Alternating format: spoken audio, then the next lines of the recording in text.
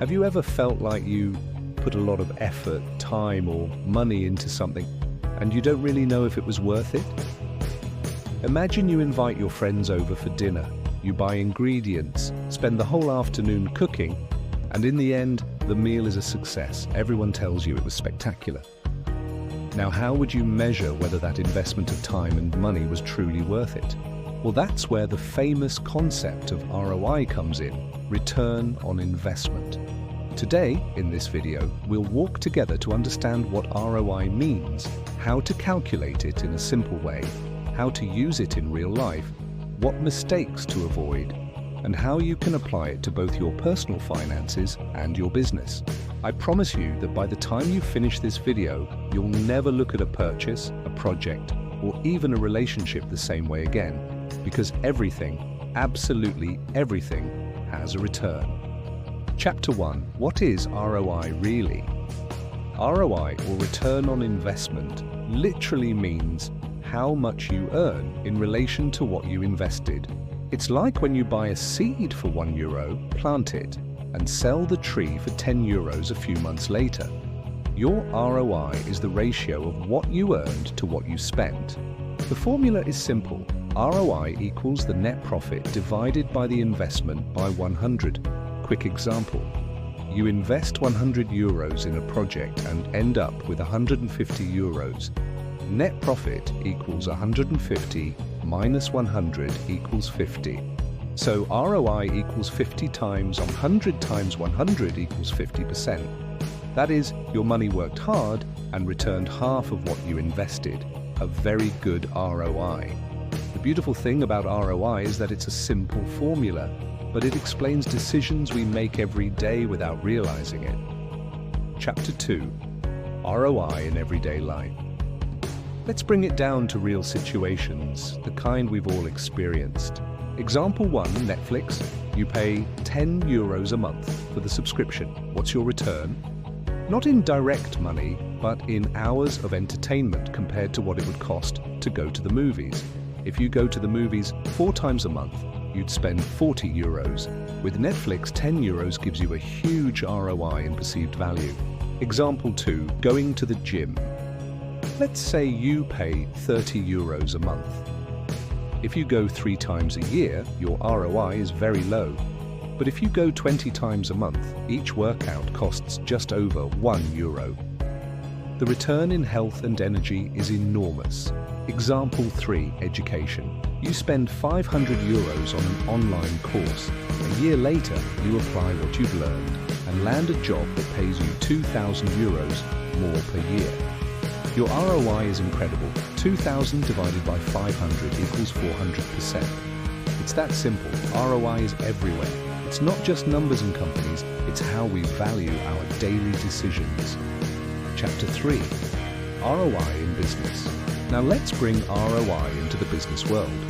A business owner needs to know if their money is generating profit or just expenses. For example, a company invests $10,000 in Facebook advertising.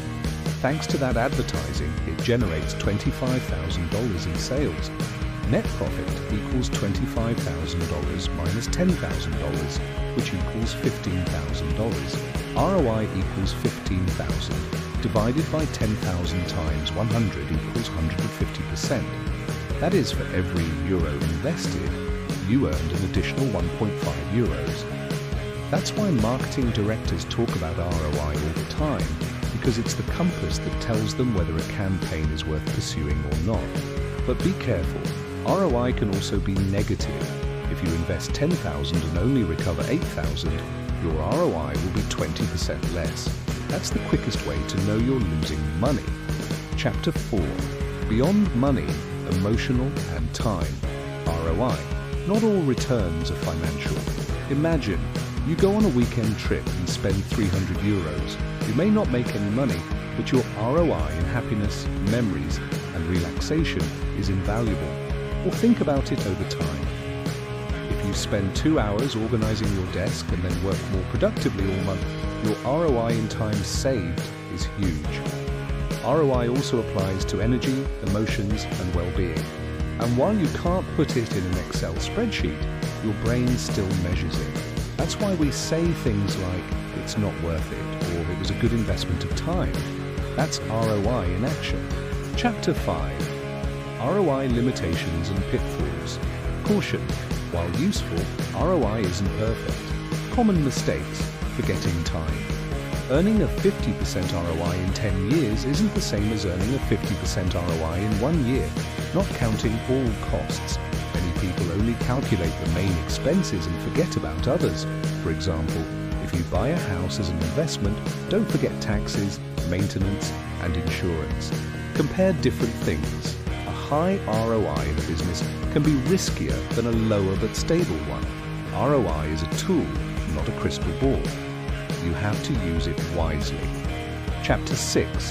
How to calculate your personal ROI step by step. Want to start using it in your life? Here it goes. Identify your investment. It could be money, time, or energy. Measure your return or outcome.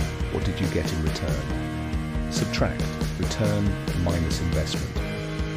Divide and multiply by 100. Example. You bought an Excel course for €50. It helped you land a freelance job that paid €200. Net profit equals 150. ROI equals 150 divided by 50 times 100 equals 300%. You can do this with big purchases like a car, or with small things like the coffee that keeps you awake so you can perform better at work. Conclusion: the ROI of your life. Now you know ROI isn't a cold accounting concept.